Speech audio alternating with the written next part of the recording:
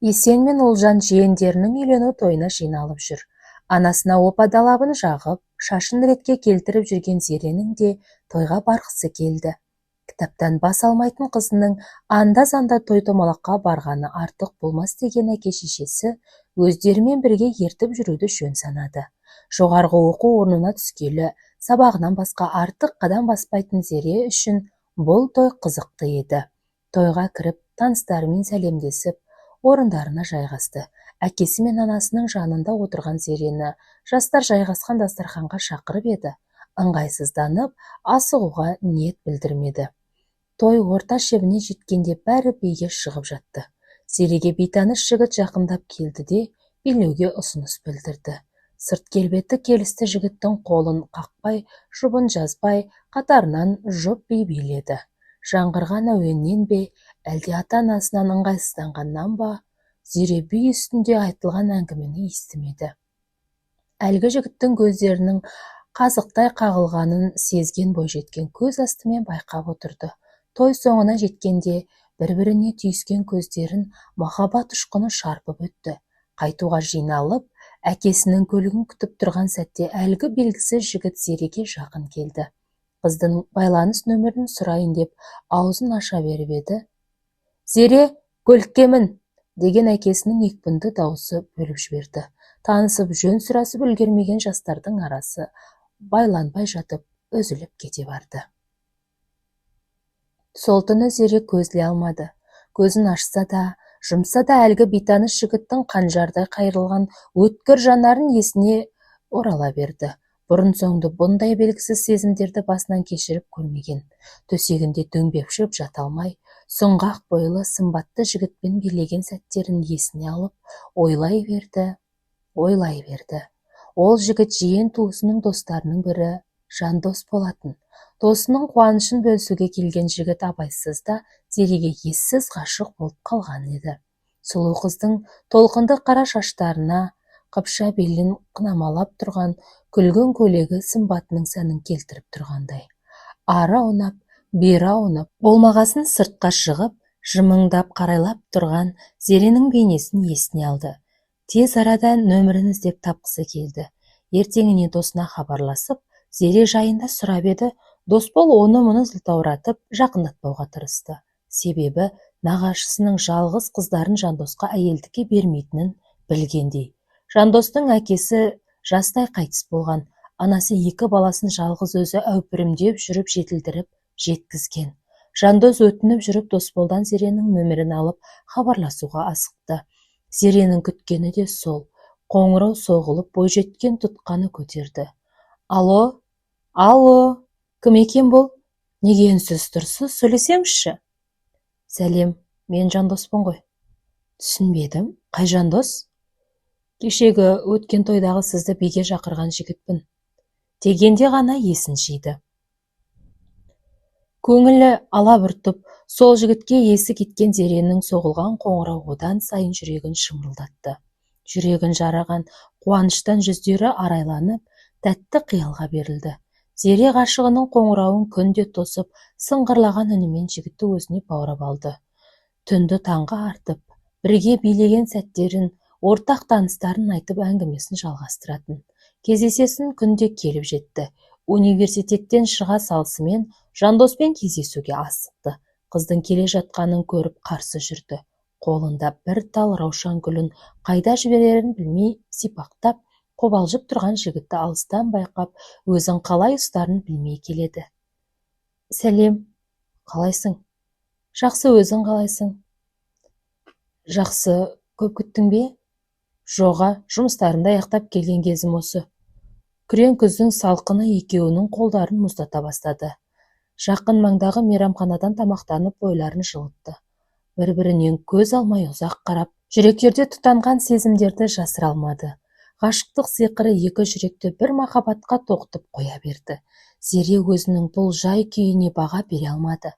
Ең алғашқы алып ұшқан махаббат па, ынтық сезім бе, оны ажыратуға дәрменсіз. Міне, солай ғашықтардың жолдары бір арнаға тоғысты. Қызының ғашықтықтан басы айналып жүргенін байқаған анасы, бала махаббат шығар деп мән бермеді. Қабағы қатқыл тартқан әкесінен жасырып бақты. Сұрастырып жүріп жандостың жағдайын танып біліп алды да, қызына лайықты көрмеді. Зереге ол жігітке жақындама деп ескертумен болады. Бірақ көздері махаббаттан шөлдеген Зере сүюін тоқтатпады. Жандостың да Зердеден дәмесі бар еді. Арманындағы қызды жолықтырып, Зеренің көңілінен шығуға әр кез тырысып бақты. Кездесетін орынды саябаққа белгіледі. Жігітті көп кешіктірмей Зере де жүгіріп кетті. Сүйіктісін көргенде жандостың көздері бал-бұл жанып, өзін қолға алуға дәрменсіз болды. Сұлу қыздың екі беті ду ете қызарып, жігіттің назарынан ыңғайсызданып барады. Қолдары суықтап, қалтырап тұрды. Дірілдеген қолдарын жылытпаққа жігіттің де батылы барар емес. Зережан, мен саған түн ұйқымды ұрлаған бір жайтты айтуым керек. Я, тынышыңды қашырған не мәселе екен? Құлағым сенде, тыңдап тұрмын. Менің тынышымды қашырып мазамды алған сенің өзіңсің. Я, сен Зережан, мен сені бір көргеннен ұнаттым. Саған ессіз ғашықпын. Менің қызым болуға келісіміңді бересің бе? Үнсіздік. Осы сәтті сарыла күткен бойжеткеннің жүрегін қуаныш сезімі кернеді. Я, әрине келісемін. Бақыттым деп бағаласаң, аяулым деп алақаныңды аяласаң, мен сенікімін. Менің қиялымдағы ару сен екеніңе күмәнің болмасын. Сені маған періштедей жіберген Құдайға мың рахмет, деді де Зерені құшағына қысып маңдайынан сүйді. Жаным, сен менің жанымсың. Басқа ешкім де емес. Тек сені сүйіп өтемін, сүйіктім менің деген сөздерімен Зеренің бойын балқытып барады. Өзгеше бір әлемге еніп кеткенде екі жас қолдарын ұстасқан күйі тәтті бір күйдің әуенінде тербетілді. Бірін-бірі қимай-қимай үйлеріне тарқасты. Қызының көтеріңкі көңіліне не себеп болғанын білмесе де, ата-анасы не де болса қайырлы болғанын қалады. Жандостың да екі езуі екі құлағында. Әкесінің өмірден өткеніне біраз болған. Сырын шертер әкесінің орнын анасы алмастырған. Бәтима апайдың да іші бір жақсылықты сезіп, баласының бақытты болғанын қалады. Дәулетіне сәулеті сай Зеренің әкесі қызын қызғыштай қорып өсірді. Жан жолдасымен балалары жастайынан бесік құдандалы нан сындырып қойған көрінеді. Анасы қызына қанша рет құлақ қағыс қылғанымен, Зере ата-анасына қарсы шығып, сіздердің таңдаған жігіттеріңізге емес, сүйгеніме тұрмысқа шығамын, деп тұрып алатын. Ата-анасынан жігітпен жүріп жүргенін жасырған Зере уақыт тауып жандоспен кезігіп жүрді. Екеуінің маздаған махаббаты өршелене түсті. Сүйкімді сұлу қыздың еркелеген қылығы, наздана сөйлеген әрбір сөзі жігіттің одан да қатты өзіне құштар етті. Жандостың тұрмыс жағдайы қарапайым, оның үстіне сол мезетте жұмыссыз жүрді. Қызды ел қатарлы түрлі мейрамханалар мен қымбат сыйлықтармен қуанта алмады. Бақшасында өсіп тұрған раушан гүлдің ең әдемісін үзетінде тікенектерін ысырып тастап, шын көңілмен Зереге сыйға тартатын. Зере үшін жігіттің қалтасынан қалыңдығы емес, адамгершілігі мен ар-иманы маңызды еді. Махаббат бағын бірге аралап, болашақтарына түрлі қиял мен самғауды ұнататын. Жандос Зеренің айдай нұрлы жүзінің ешқашан мұң шалмағанын қалады.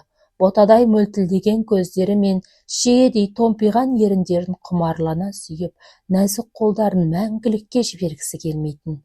Жатса да, тұрса да бірін-бірі аңсап, ой түбіне шоматын. Анасының ескертулеріне қарамастан Жандоспен тығылып кездесіп жүретін. Әкесінің ашуынан қорқатын анасы жылы жауып күйеуіне білдіртпеуге тырысты. Зере мен Жандос бірін-бірі көрмесе тұра алмайтын халге жетті. Жандосқа кішкентай кезінде атастырып қойған жігіті бар екенін айта алмайды. Айтқан жағдайда сүйіктімнен айырылып қаламау деп үрей бойын жайлайтын. Ғашығының көңілі түсіп, бір нәрсеге алаңдап жүргенін байқаған жігіті мәселенің анық-қанығына көз жеткізгісі келді. Есеннің бойжеткен қыздарына көзі түсіп жүрген жолдасы сылтауратып үйге жиі келетінді шығарды. Талғат ағайдың баласын тек той жиындарда ғана көргені болмаса, өзімен арнайы сөйлеспеген Зере немқұрайлы қарап жүретін. Бесік құдандасы әзіл шынын араластырып балалардың отау құратын жасқа таяп қалғанын жеткізген. Талғат ағайдың әрекеті Зеренің зәре құтын қашырды. Үстелден рұқсатсыз тұра сала, бөлмесіне жүгіріп, есікті құлыптап тастады. Жылай-жылай беттері ісіп, өңі қурап кетті. Жандосқа қалай жеткізерін білмей аласұрды. Анасының қызына жаны ашығаннан басқа қолынан түк келмеді. Әкесіне берілген серттен таймау шарт. Жандостың шалған қоңыраулары жауапсыз қала берді. Сүйіктісіне не болғанын ұқпаған жігіт қандай қателік жіберіп қойдым деп кінәні өзінен іздеді. Бұл тығырықтан шығудың жолын үйден қашу деп ойлаған Зере таң ертемен сабаққа шығып бара жатқандай кейіп танытып, ештеңені сездірмеуге тырысты. Жол жөнекей Жандосқа хабарласты. Алып ұшып жеткен жігіт сүйіктісінен мән-жайды сұрағысы келді. Жаным, алтыным, жалғызым, не болды саған? Сүйіктім, сен мені шын сүйемісің? Иә, әрине сүйемін. Сен менің сұрағыма жауап қатпадың ғой, Зерешім. Менен ештеңе сұрамашы. Ешкім жоқ жерге барайықшы. Жаным, мен сені қатты сағындым деп жылап жіберді. Парлап аққан жастарын екі алақанымен кезек-кезек сүртті, тыныштандыруға тырысты. Сауықтыру орталығына демалуға жеткен Жәмила інісіне үйінің кілтін қалдырып кеткен болатын. Жандос Зерені қаланың шетінде орналасқан үлкен үйге апарды. Тұнжыраған түрінен бір жамандықтың болғанын аңғарды. Жаным, Зережан, не болып жүр өзіңе? Неге сонша көңілсізсің? Сені ренжітіп қойдым-ау деген ой маған маза берер емес. Жандос, алтыным, екеуміз бір-бірімізден титтей сырды да бөгіп қалмаймыз деп келісіп едік қой, деп күйіп пісіп жүр. Жүрегім, сен мені сүйетінің рас болса, дәл қазір дәлелдеуге тиіссің. Мен сендік болғанымды қалаймын. Тек кейіндей көрмеші, үйленгенше қол тигізбеуге сөзіңді бергенсің. Сол сертіңді бұзуыңа қарсылық бермеймін. Мені сүйші жаным, деді де Жандостың ерніне жабыса кетті. Жаным, сені дәл қазір бүкіл жан тәніммен қалап тұрмын. Бірақ біз болашағымызды ойлауымыз керек. Сені ағын судай мөлдір, сүттей ақ күйіңді үйіме қондырғым келеді, деді де Зеренің шаштарынан сипады. Өлерде сүйетін сүйіктісінің сөздеріне әзер тоқтау салғанымен көздерінің жалыны махаббат отына күйдіріп барады. Зере шарасыздықтан өксіп жылап жіберді. Жаным, Зерешім, маған ренжіп қалдың ба? Жолыңда жаным құрбан сен үшін. Асылым, онсыз да тілінген жүрегімді жылатпашы, деді де қатты қаусыра құшақтап тұрып, маңдайынан иіскеп, жасқа толған көздерін діріл қаққан еріндерімен өбе жөнелді. Таңдайында еріп барып, жан тәніне ерік беріп, құлазыған көңілінің кілтін жігітіне ашып беріп жатқандай. Төзімдерін түйіп, сезімдерге күйіп, құмарлана сүйіскен жастардың денелері кереуетке тиді. Құшағын айқара ашып, тал шыбықтай бұралған сүйіктісінің жалаңаш бейнесін елеге түсті. Аймалаған қалпы ерекше күйге бөленген бойжеткен, талықсып, балқып, түрлі күйге еніп жатты. Жан баласы тимеген тәнінің қытықтаған ұйқыдағы сезім талшықтары ояна кетті. Тартпасын шешіп жіберіп, омырауын сипап, айызы қанғанша сүйіп жатқан Жандостың да көзі қарауытып барады. Тән ләззаты туғызған дыбыстар жігіттің жыртқышын оята кетті. Сұлудың тамыр-тамырының бәріне тәтті, жылы толқын жүгіріп, өне бойы балқып барады. Алпауыт күшке қарсы тұрар дәрмені жоқ екі ғашық сол түнді әлсіреп таңға атырды. Екеуі махаббаттың бал шәрбәтіне майысып, ләззаттан бас айналды. Жаным, біз үлкен күнә жасап қойғанымызды білемісің? Білемін. Сен менің ең алғашқы махаббатымсың. Сүйгенімсіз және ең бірінші және соңғы еркегімсің. Мен еш нәрсеге өкінбеймін, деді де Зере ауыр күрсінді. Сол мезетте Жандостың телефоны шырылдап, үйге тез жет деген хабар келді. Тыныштық болар деген ниетпен асығыс үйден шығып кетті. Зере ата-анасының өзін іздеп жатқан болар деп үйіне қайтуға жиналды. Топшылағанында үйіндегілер қызын іздеп, туған туыстардың бәрін аяғынан тік тұрғызып жатыр екен. Қайда жүрсің? Деген сұраққа құрбыммен емтиханға дайындалдық деп жауап қатты. Қыздарының бұл жүрісін құптамаған әке-шешесі көптен бері құдалықты жалғасқысы келетін достарына айтып хабар берді. Оңтайлы сәтті күтіп жүрген Талғат құдалықты ұйымдастырып, келіндерін алып кетуге дайындалды. Зеренің есіл дерті Жандоста болды. Сүйіктісі 3-4 күннен бері байланыспай кетті. Мені пайдалану үшін жүрген екен ғой, әйтпегенде неге мені сол түннен соң іздемейді деп жігітіне ренжіген күйі томсырайып жүрді. Анасы Ұлжан қызына тұрмысқа беретінін айтып, уайымын үндете түсті. Жандостан бір хабар кеп қалар деумен төсегінен тапжылмай, жастарын жастыққа сүртіп жата берді. Өткен түннің тәтті елестерін көздеріне елестетіп, қайта ойламауға тырысып жатты. Ауырсынған денесін жасырып жүргенімен, анасы қызына бір жайт болғанын байқап қояды. Қызым-ау, сен саумысың? Я, анашым, аздап ішім ауырып тұрғаны болмаса. Қане көрсетші, уқалап берейін деген анасының қолдарын қағып жіберіп, тығын қиқаң өткізді. Бұл жерде бір шикіліктің барын сезінген Ұлжан қызының жанын шығарып, қояр да қоймай бар шындықты айтуын талап етті. Соңғы күндері онсыз да жабығып жүрген қыз бар шындықты ақтарып салды. Анасы қызының бетінен шапалақпен тартып жібереді. Менің саған берген тәрбием осы болды ма? Оңбаған сорлы қызым-ау, бұл қайткенің? Енді құдаларға қай бетімізді айтамыз, а? Деп күйіп пісті. Анашым, мен бәрібір Талғат көкенің баласына тимеймін. Мен Жандосты сүйемін. О, сұмдық-ай, сүйемін дейді ғой. Сүйеу деген жігітке беріле салу ма сен үшін? Қане, қайда ол жігіт сымағың? Жандос, ол жоқ, деді кібіртіктеп. Жоғы нес? Шақыр, немесе мүлдем көзімізге көрінбейтін болсын. Зерені алды да таныс гинеколог дәрігерге апарып, кішігірім ота жасатып, қыз қалпына уақытша келтіріп қояды. Белгілі Талғат құда сән салтанатымен келіп, сый-сияпатын жасасты. Жандостан хабар күте, екі көз төрт болған Зеренің еркешке тиюден басқа амалы қалмады. Ұлан-асыр той өткізіп, екі жасқа бақыт тіледі. Жандостың жолда қалдырып кеткеніне қапа болып, ендігі өмірі күл болмаса бүл болсын деді де, Талғат ағайдың шаңырағына келін болып аттана барды. Ал сол сәтте Жандостың ағасы жол апатынан қайтыс болып, отбасы қара жамылып жатқан болатын. Үйленгендеріне жаңа ғана келіншегі жүктіліктің 6 айында жесір қалды. Бәтима апай баласын жоқтап, зарлап жыласа, келіні Гүлнұр іштен тынып есеңгіреп отыр. Жар бақытын көп көрген Құдайға налып, өміріне қапа болды. Жалғыз ағасынан қапыда айырылып, сүйіктісін ойлауға мұршасы келмеді. Зере неге көңіл айтып келмей жүр деп аздап ренжіп те қалғаны бар. Ал Зере болса, бұл күндері ұзатылып, өзге шаңырақтың келіні атанған.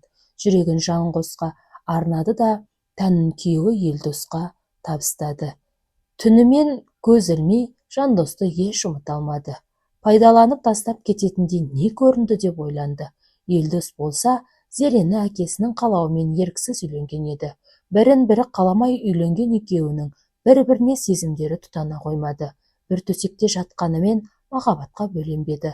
Зере сүйіктісін, ал Елдостың ойы басқаны ойлап шарасыздықтан өмір сүре бастады. Жастайынан жесір қалған жесір жеңгесіне әмеңгерлік салтымен қайнысын қоспаққа туыстары жиналып ақылдасты. Жандос Зеренің жат біреуге тұрмысқа шыққанын естігенде, төбесінен жай түскендей күй кешкен. Құлай сүйген зәуресінен басқаның қойнына кеткеніне күйзелгені соншалық, ендігі өмірінің мәні кеткендей бола бастады. Жеңгесін әйелдікке алуға келісімін береді. Құран оқытып екеуінің некесін қияды. Екі сүйгеннің маздаған махаббаты, лапылдаған жалындары осы сәтте мәңгілік сөнгендей еді. Уақыт шіркін зырылдап, бір орында тұрған ба? Күн артынан ай өтіп, қос ғашықтың бірін-бірі көрмегелі алды жылдың көлемі болды. Той қазына демекші, Зере төркініне тойға жиналып, екі қызымен бірге көлігіне отырды. Күйеуі іссапармен басқа қалаға жол жүріп кеткен еді. Тойханаға барып көлігін автотұраққа жайғастырып жатқанда байқамай бір көлікті сырып кетті. Енді қайттым деп көліктен түсе сап, жалма жан арттағы көлікке жүгіріп барып, абайсызда зақымдаған көлікке еңкейе қарап тұрды. Қарындас, бұл қайткеніңіз деген ер адамның дауысы селт еткізді. Иә, бұл таныс дауыс, таныс сырғақ болатын. Жалт қарап көз шарасынан шығардай мен шиіп тұрып қалды. Сүйріктей саусақтарымен шиедей еріндерін жауып, үнсіз ғана тұра берді. Иә, ол ер адам әрине ең алғашқы махаббаты, сүйіктісі Жандос еді. Жандос та Зерені көрген бойда құшағына алып, алмадай екі бетінен шөлп еткізіп сүйгісі келгенімен, көлігінде келіншегі отырған болатын. Көздері көздерімен түйісіп, сөзсіз ғана бір-біріне сұрақтар жаудырғандай. Жаным, сүйіктім, қайда жүрсің? Алтыным, неге мені тастадың?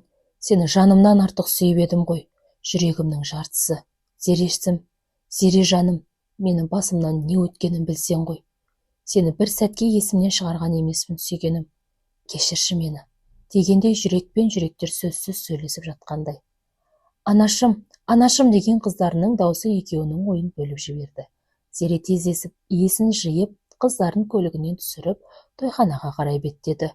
Состиып тұрып қалған Жандос Зеренің жанарынан өзін әлі де сүйетінін байқады. Оны Гүлнұр да аңғарып отырды. Қайнысының амалсыздан үйленгенін білсе де, ішіндегі баласына бола тиюге келісім берген. Зереге деген махаббатын жеңгесіне бөліп бере алмаған жігіт ағасының әруағына бола некелі жары еткен. Той басталғалы сүйгендердің жүрегі тебіреніп, бір толқып, бір тасыды. Алып ұшқан сезімдері аттай тулап қоя берді. Жандос шыдай алмай Зерені алғаш көрген кездегідей биге шақырды. Екеуі қол ұстасып, жай ғана тербелген махаббат әуеніне билей бастады. Зере Жандостың иығынан ұстады да, көзіне моншақтай жастары ыршып түсті. Басқалар байқап қоймасын деп ақырындап жастарын сүртіп жіберді. Жандостың да жүрегі жарылардай, сүйіктісін жібергісі келмей, белін қолымен қатты қысып алған. Жаным, сен мені әлі де сүйемісің? Бәрекеш, енді оның маңызы жоқ. Менімен бірге болшы.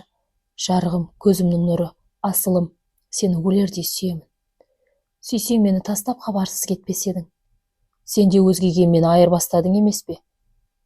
Менің себебім болды. Мен де жетіскеннен жеңгемді алғаным жоқ жаным. Бәрін де кешіремін, тек менімен бірге болшы. Бәріне шыдаймын алтыным. Жоқ, менің отбасым бар, бірақ бақытсыз, махаббатсыз отбасы. Қыздарың бар емес пе? Олар қайда пайда болды сонда? Олар менің қайын әпкемнің қыздары. Осы егіз қыздарды босанарда қан кетіп қайтыс болған. Күйеуі басқаға үйленіп, бұл қыздарға қарайтын менен басқа ешкім болмады. Титтейінен өзім бағып қағып келемін. Ал өзіңше? Мен де ағамнан қалған тұяғына әкелік борышымды өтеп келемін. Жаным, білесің бе, мен сені шын сүйдім, әлі де сүйемін, қазір де сүйгім келеді. Бірге болайықшы, Зережан. Бәріне қарсы тұрып махаббатымызды қайтарып алайықшы. Келісіміңді берші, сүйіктім, деді де Зерені сүйіп алды. Зеренің күйеуі бұрынғы жігітімен табысқанын біліп қойып, ұрыс-жанжал шығарып, ұрып-соғып, масқаралап ажырасуға арыз берді. Құдалар балаларының бұл шешімдеріне қарсы тұра алмады. Жандос жеңгесі келіншегімен ашық сөйлесіп, сүйіктісіне қосылатынын айтты. Гүлнұр іштей қызғанса да, түсіністік танытып, Зереге қосылуларына қарсы болмады. Міне, осылай шын ғашықтар ақыры қаншама қиындықтарға қарамастан қосылып, керемет бақытты болмаса да, ел қатарлы өмір сүріп жатыр. Бірақ Зеренің ата-анасы қыздарынан теріс батасын бергенінен болар әзірге бала сүйе алмай жүр. Сонда да Алладан күдерлерін үзбей, жатса да тұрса да сәби тілейді. Алланың мейірімі түсіп, бір күні тілектерін қабыл болып, шаңырақтары сәбидің былдырлаған үнін естіді деген ойдамын, оқырмандарым. Осымен менің әңгімем аяқталды. Ұнады ма? Қандай әсер алдыңыз? Сіздерді қайдам, өзімнің де жүрегім ауырып отырып жаздым, дейді автор. Әңгіменің соңы. Әңгімеге лайк басып, пікір жазып, қолдау білдіре кетіңіз. Арнама тіркеліп алуды ұмытпаңыз.